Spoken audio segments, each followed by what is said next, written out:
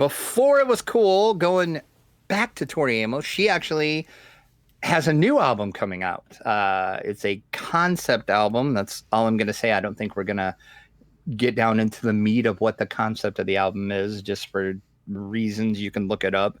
It's called In Times of Dragons is the name of it. It's actually up for pre-order now. So it's always good to see Tori doing, because it's funny. I have went back and watched some of her old episodes. I talk about Tori Amos a lot on the show, actually. I guess I didn't realize I was as big a fan of hers as I really am until because of the show, I'm just realized I'm a way bigger Tori Amos fan than I thought I was. But she's amazing, though. I bet it'll be a really good album. And you're right. She is angry about the current political situation in the United States. It would be how I would, about as much as I would say. Sure. So it is not. Sure. This is not. I don't know. This is her being mad at the government. Yeah. So just do yourself a favor and look up what the album is about, and you can. Yeah, that's quite the line, isn't it? She mad. She mad. She. You don't see that in too many press releases about upcoming albums. Exactly. Let's put it that way. Exactly. Like, she mad, Tori. So there you go. So yeah. So look it up. So that's exciting. And then the other thing I got, Digital Underground is the 30. Which, okay, can we just talk for a second? The 35th anniversary of Sex Packets. 35 years. Is it really that old? I'm like, well, it's very much God, an album of its 19. I mean, it 90? is. Yeah, 90 time. Yeah. But it's a great album. Yep, that 35th anniversary is coming up, so they're going to have a 35th anniversary release of it coming up. So that's up for pre-order now too. I've got to put an image of the pre-order on the screen, because you got to point out the one big thing, which is, why the heck is this record $60? Well, there's a reason for it. You'll see on the, like I said, you're going to put it up. But yeah, I did actually break down and order this one too. I wasn't going to, because I have the OG, but I'm like, this whole thing is so cool the way they're doing this. So I'm like, yeah. So I couldn't do it. I do have this. We've talked about how badly I want. We've talked about how badly I want this final record, but I can't do $60. I can't do $60. I'm surprised you didn't actually. I figured for sure you would pre-order it. But it's just too much money. I'm buying too many records to spend $60 on a record. Oh, I am too. Trust me. I just don't do it. I shouldn't have pre-ordered it, but it is cool. I just forgot about it. It is cool, yeah. So, but then again, I can't believe it's 35 years. I saw that and I'm like, there is no way that was 35 years ago. And then I sat and I thought about it and I'm like, yep, that was 35 years ago indeed. Because I remember where I was in life then, and I'm like, that was definitely 35 years ago. If anyone had not yet figured out that I'm a total hipster, let me correct you, or let me prove it with my pre-order here of Charanjit Singh synthesizing 10 ragas to a disco beat. Now, this is actually an absolutely incredible album being released this summer by Light in the Attic Records. And in many ways, this album might blow your mind. It's a disco record done by a person from India, Indian disco music of its era. But he figured out, using analog kind of looping and things like that, a sound that I promise you will hear and you will be like, how did this get released back in the day? Because this sounds like an EDM record or something like that. Really? Yeah, it is so mind-blowing an album. I'll have to look this up now then. 1982 is when it came out.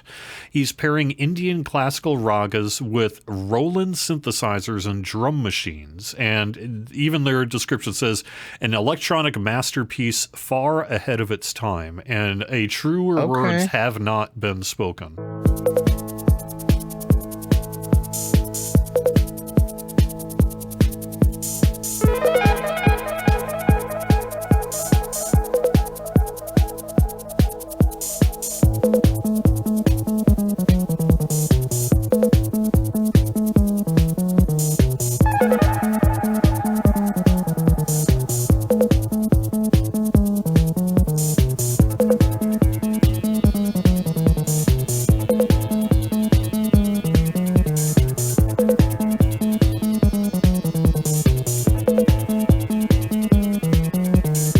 this is one of those absolute super expensive hipster records that, never really got any big commercial success, even back in the day. Right. It's never been released until now, from Light in the Attic Records doing a really lovely edition of this. And I could not be more exciting, because this is just one of those records that if you hear it, if you love kind of interesting, more out there music, if you like exploring in your music, you are absolutely going to be blown away by this album.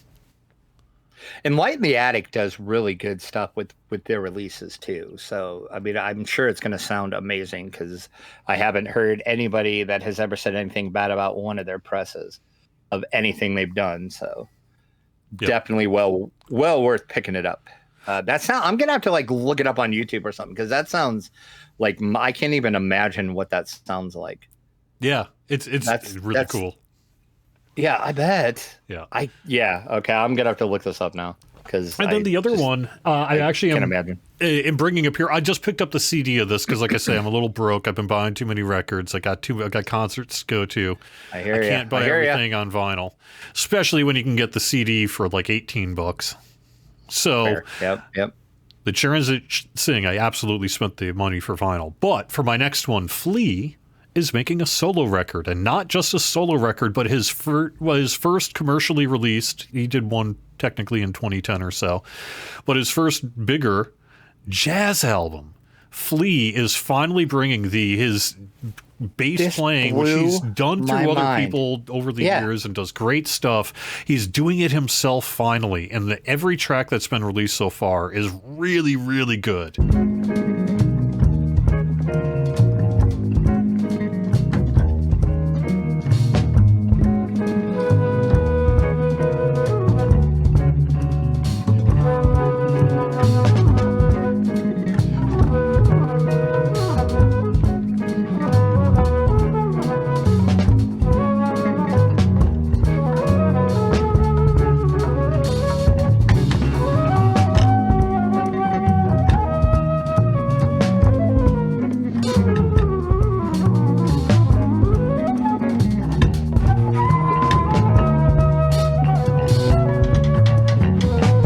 It's being released by None Such Records. He's teaming up with Jeff Parker, who's from Tortoise, one of the bands I brought up in our top 10 of 2025. And he's got other musicians joining him as well. They're all really excellent. Tom York, of all people, is in one of the tracks at least. Wow, really? Yeah, and it's just a super cool release that is coming out this year as well, and I've got that one on pre-order.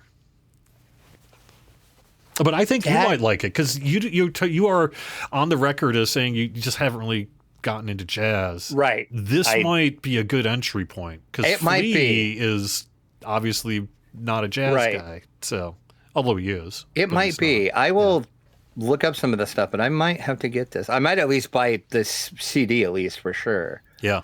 But yeah, this might be my. I'm slowly trying to like ease my way into the beyond the Charlie Brown stuff, because that's, like I said, that's my introduction to jazz, is all the Charlie Brown. But I kind of would like to dip my feet into jazz a little bit, because I think everybody should have be well-rounded, and I like all musical styles and genres other than jazz. I just can't find any jazz I can get into.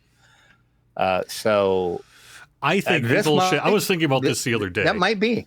I was thinking about this the other day. I think that for a modern audience, the problem is people try to get into jazz by listening to the old 1950s albums. And as wonderful as they are, get into jazz through rock, because that's what you're already listening to. And there's lots of kind of rock that went into jazz and jazz that went into rock. And so I would start with Miles Davis, Bitches Brew, or something like that.